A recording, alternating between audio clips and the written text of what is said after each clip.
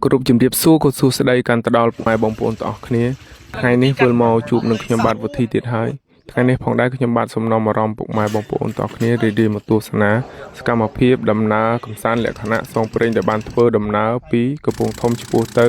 បឹងទលេសាបជាប់ព្រំប្រទល់ខាងខេត្តពោធិ៍សាត់ហើយក៏មានជាច្រើនសកម្មភាពបបកបានត្រីទូចត្រីធំហើយជុំគ្នាដេកសម្រាកនៅលើទូកនៅក្នុងបឹងតែម្ដងតើឥឡូវកុំអោយខាតពេលវេលាយូរខ្ញុំក៏សូមនាំអារម្មណ៍ពុកម៉ែបងប្អូនរីករាយទៅទស្សនាសកម្មភាពវីដេអូពេញទាំងអស់គ្នាបានពេលព្រឹកក៏ជុំគ្នារៀបចំអីវ៉ាន់រៀបចំចេញដំណើរទៅហើយទៅជើងនេះមានឡានដែរម៉ូតូដែរហើយខ្ញុំនឹងភក្តីម៉ូតូម្នាក់មួយហើយកន្លងពេលធ្វើដំណើរមកផ្លែតមកដល់ផ្ទះពូនេះខ្ញុំក៏ឃើញមានអូក្តីកំពុងតែនឹងរីកផ្កាស្អាតខ្ញុំក៏សូមគាត់ថតមកផ្លែតទៅឃើញស្អាតពេកសូមគាត់ថតរួចហើយឥឡូវក៏ចេញដំណើរទៅមុខទៀតខ្ញុំធម្មតាឆ្ងាយនិយាយចឹងដែរមិនជឿជាក់ថាឈ្នះមែនអញមកជឿអញនៅអញឈ្នះហើយអូចាំមើលចាំតែមើលបងឯងប៉ុន្មាន%បងគឺថតដែរឈ្នះចាញ់វាជាព្រំលិខិតអ្នកកំណត់និយាយរឿងប្រកួតរួចឥឡូវមកហូបនំប៉ាវវ៉ាក់អត់មាននៅលេងតោះយើងហូបគុយទាវខ្ញុំស្មានតែមាននំប៉ាវឃើញហុយបាទហើយជុំគ្នាហូបចុករួចហើយឥឡូវក៏ចេញដំណើរបន្តមកទៀតបាទហើយទៅជើងនេះប្រហែលជាបងប្អូនក៏មិនភ្លេចអ្វីដែរព្រោះអីវីដេអូពួកគាត់បានផុសហើយទៅជើងនេះគឺភក្តីនិងប្រូខ្ជូវិននិងបងសុភេងគឺប្រកួតគ្នាបបកត្រីបាទហើយក្នុងកន្លងពេលធ្វើដំណើរមកយូរមកដល់ចំណុចខាងមុខនេះក៏ឃើញថាអស់អាអូនមីអូនគោច្រើនមែនតើរាប់រយក្បាលតែម្ដងចេញមកពេញតែផ្លូវម្ដងពុកម៉ែបងប្អូនហើយដល់តែឃើញអញ្ចឹងខ្ញុំក៏ដកទូរស័ព្ទមកថតមកតិចមកបាទឃើញថាច្រើនមែនតើពេញតែផ្លូវតែម្ដងបាទហើយឥឡូវកន្លងពេលធ្វើដំណើរមកយូរហ្នឹងយើងក៏ចេញមកដល់សាឡាងហើយអាយ៉ែឡានឡើងសាឡាងឃើញថាសាឡាងគឺពេញបឹបតែម្ដងទាំងម៉ូតូទាំងឡានបាទហើយមើលងាកទៅខាង idol យើងទាំងអស់គ្នាបាទអូយគ្មានងើយមុខរួចទេបាទហើយផ្អាប់គ្នាឯងលេងមកផ្លែតហើយឥឡូវខ្ញុំក៏បន្តចេញមកមុខទៀតហើយមកដល់មុខនេះបន្តិចក៏ម៉ូតូខ្ញុំវាស្ងួតប្រេងបាទវាស្ទើរដល់អញ្ចឹងទៅប៊ីសនឹងលុបបេលុតឡើងហុយសែងជុកតែម្ដងហើយសំណាងនេះខ្ញុំប្រាំងតន់ជិះតែទៅមុខឥឡូវមកដល់នេះក៏ដាក់ប្រេងបាទបន្ថែមឲ្យវាមកកំប៉ុងបាទបន្ទាប់ពីបន្ថែមរួចក៏ជិះទៅបានដោយរលូនវិញហើយមកដល់មុខនេះម៉ូតូភក្តីវិញម្ដងដោះកង់មុខចេញបាត់ហើយបាទបែកបដាងតែអត់អីទេជួសជុលបន្តិចទេហើយក៏បានបន្តចេញមកមុខទៀតហើយឥឡូវមកដល់ផ្ទះបងប្រុសនៅទីរួមខេត្តបាទពឹងគាត់ទិញនុយឲ្យប្រហែលជា4-5 គីឡូបាទហើយផ្ទះគាត់មានចំត្រីនៀកឃើញថាស្អាតមែនតើមានពណ៌ខ្មៅពណ៌លឿងអានេះຂະຫນាតមួយប្រហែលជា1 គីឡូជាងបាទហើយឥឡូវចេញទៅមុខទៀតមានសង្ឃឹមបាន%ដែរការបបកនេះដឹងជំនះដឹងថាដល់បានហ្មងវត្តយក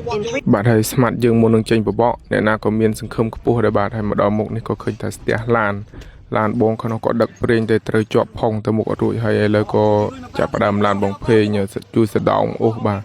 ហើយឡានគាត់ឃើញចឹងទេបាទប៉ុនធ្ងន់ខ្លាំងមែនតើហើយអ្នកអូសក៏អូសហើយអ្នករុញក៏រុញបាទហើយពុកម៉ែបងប្អូនចាប់អារម្មណ៍នៅក្រោយមិនដឹងតែអូនណាទេវារុញមិនវាអត់មើលឡើងបាសជើងចងាងខ្ញុំអស់សណើចដែរបាទហើយឥឡូវក៏ចាប់ផ្ដើមចេញមកដល់ខាងកំពង់ទូកហើយពុកម៉ែបងប្អូនបាទហើយក៏ជុំគ្នារៀបចំអីវ៉ាន់ដាក់ឡើងទូករៀបចំនឹងចេញដំណើរទៅ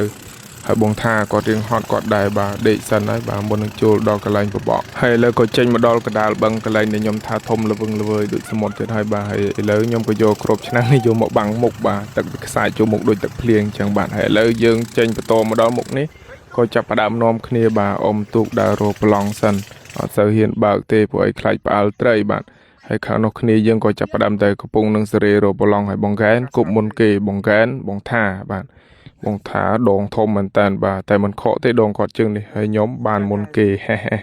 ហើយត្រីនឹងទៀតយប់ឲ្យសោះបានជាប់ខ្ញុំស្មានតែជាប់សម្រាមក៏ពិតត្រីសោះបាទហើយឥឡូវយើងក៏ជុំគ្នាមកលើទូកយកទូកពីរហ្នឹងមកអមដាក់ក្បែរគ្នាចងក្បែរគ្នាបាទហើយខាងបងកែនគាត់ចេញទៅក្រៅគាត់នៅសម្រាប់នឹងទេព្រឹកបានគាត់មកហើយឥឡូវយើងនំប៉ាវម្នាក់មួយហើយក៏ជុំគ្នាដេកនៅលើនឹងទៅបាទហើយមើលទៅបងភេងគួរឲ្យអាណិតដល់ហើយបាទដេកឡើងកវៀននៅលងស្រិលតែម្ដងបាទហើយទូករបស់យើងនេះយើងដាក់អមអញ្ចឹងបាទពីរទូកហើយមានណាខ្យល់ត្រជាក់ដេកស្រួលអត់ដឹងខ្លួនទូកឈើយើងដោតនោះវាលបូតមានណាអណ្ដែតទូកទៅចេញពីកន្លែងដែលដេកពីយប់នឹងប្រហែល100 ម៉ែត្រតម្រាំតែនឹងបងតកងទូកក៏ដឹងបាទហើយឥឡូវពេលព្រឹកក៏ឈានមកដល់អរុនសុស្ដីពុកម៉ែបងប្អូនតោះគ្នាយើងក៏ចាប់ផ្ដើមនៅទាំងភួយទាំងអីនឹងរៀបចំចេញបាទហើយអ្នកខ្លះក៏នៅញញីញ័រតែបញ្ញាប់បាទចេញគប់ថ្ងៃនេះបាទថ្ងៃនេះចាប់ផ្ដើមការប្រកួតចាប់ផ្ដើមហើយឃើញថាស្មាត់របស់យើងទាំង3បាទញាប់ដៃមែនតែនមើលថាអ្នកណាបានចូលត្រីមុនគេអ៊ំជួយធំអានេះហាច់ដៀបវិញដៀបលាវមកអើយ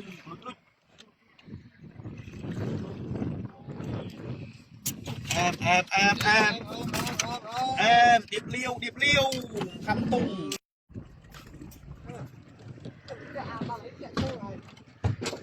លើទាំងពីរទាំង3អ្នកជាប់ទៅហើយជាប់ទៅហើយជាប់សិតតែគីឡូជាអូមកគ្នាលើ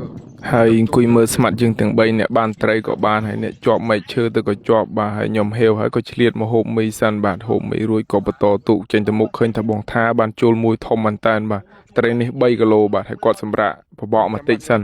ខ្ញុំសួរមិនបបកទៀតគាត់នៅញ័រជើងញ័រដៃនៅឡើយព្រោះអីគាត់ដែលទេបបកបានធំអញ្ចឹងមិនមែនតែគាត់ទេខ្ញុំក៏មិនដែលដែរបាទហើយងាកមកខាងភក្តីនេះវិញបាទគ្រាន់តែឃើញបងគាត់បានត្រីធំយ៉ាងម៉ៅខឹងហ្មងបានគេបានត្រីធំមួយអញ្ចឹងមានណាទេពតបអង្គុយក៏មិននឹងអីក៏មិននឹងធ្លាក់ទឹកភីងឡើងមកទៅទឹកពញក់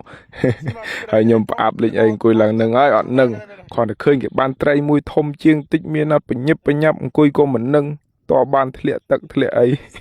ហើយឡើងមកវិញមានណាហើយគាត់នឹងអត់សូវប៉ិនខាងនេះទេចាញ់ល្ងាទៅបាទក៏បញ្ញាប់រួចរះស្រាដាក់ខោទៅទឹកនឹងចេញសិនហើយឥឡូវក៏ឃើញថាថ្ងៃក្តៅមែនតើហើយក៏នាំគ្នាចូលទៅរមលប់សិនបាទហើយមកដល់ចំណុចនេះអ្នកណាក៏កាន់ត្រីនឹងថតដែរបងភេងហើយនឹងបងនិតហើយខ្ញុំនិយាយរួមទៅច្រើនគ្នាកាន់ថតមែនតើបាទតិចបានត្រីធំចេះព្រោះយូរបានម្ដងហើយថ្ងៃនេះម្ហូបរបស់យើងបានស្ងោរជ្រក់មាន់បាទហើយភក្តីនៅតែរក្សាខាងចុងភៅប្រចាំដដែលបាទហើយក៏ជុំគ្នាហូបបាយហើយហូបរួចបងភេងមិនដឹងអីក៏ទេនោះអូអញចាំពីណៃចាំពី ពើបដាផោមបដាប្រឡំនឹងលេងលឺតែប៉ែតប៉បប្រឡំនឹងលេងលឺប៉ែតប៉បហ្នឹងហើយ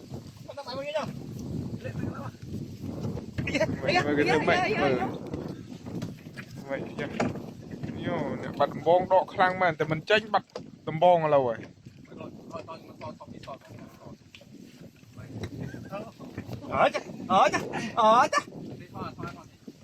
នឹងថតតែជាប់ទាំងពីរអ្នកតា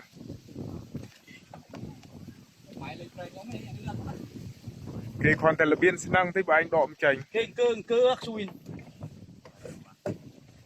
ដកចុះដកឡើងមិនចង់ចេញហើយមិនមែនតែគាត់ទេខ្ញុំក៏ដកមិនចង់ចេញដែរបាទហើយឥឡូវក៏ចេញមករប្រឡងគប់ទៀតហើយបាទមេចិត្តងាកហើយ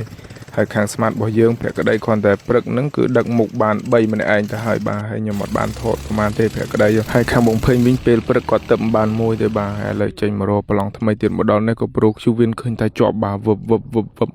ស្មានតែធំមែនណាដាច់មាត់ទៅបាត់នៅជាប់តែស្មៅអំបិលបាត់ហើយនេះគឺជាត្រីទី3របស់បងភេងបាទហើយភក្តីក៏បាន3ហើយសរុបលទ្ធផលថ្ងៃនេះគឺបងភេងនិងភក្តីស្មើគ្នាបងខ្ជូវិនអត់ឲ្យលេងបាទតែអត់អីទេយើងនឹងមានឱកាសទៅម្ដងទៀតហើយលើពេលយប់ក៏នាំគ្នា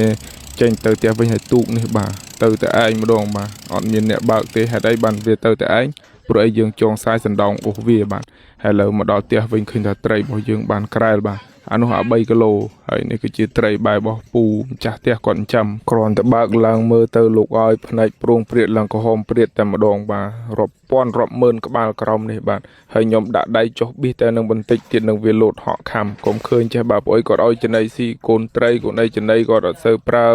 កតុអីទេបាទហើយឥឡូវពួកខ្ញុំក៏រៀបចំចេញដំណើរទៅវិញហើយបើកទូកមួយផ្លែតឥឡូវក៏មកដល់កន្លែងកំពង់សាឡាងវិញហើយភក្តីចេញមកជូនដំណើរពួកខ្ញុំទេភក្តីមិនទាន់នឹងទៅទេព្រោះអីភក្តីនៅចង់លេងមួយថ្ងៃពីរទៀតព្រោះអីមិនទាន់បានត្រីធំមិនអស់ចិត្តទេបាទហើយមើលចុះខ្សែដូចគេដាក់នៅកប៉ៅខោបើមិនប្រាប់បើមិនជ្រុះបាត់ទៀតបាទព្រូកប្រាច់ផ្ដាំផ្ញើគ្នាពីបេម៉ាត់ហើយពួកខ្ញុំក៏រៀបចេញទៅវិញហើយនេះគឺជាបងតកងទូកបាទហើយខ្ញុំចេញមកដល់ផ្ទះបងនៅខាងទីរួមខេត្តពោធិ៍សាត់នេះក៏មើលសាំងមើលអីហើយរៀបចំអីវ៉ាន់ឡើងអាស៊ូខ្ញុំឃើញថាអីវ៉ាន់ចេញទៅថ្ងៃនេះរៀងច្រើនដែរហើយខ្ញុំចេញពីពោធិ៍សាត់ទៅថ្ងៃនេះហ្នឹងចេញទៅម្នាក់ឯងទេពុកម៉ែបងប្អូនបាទឆ្ពោះទៅខាង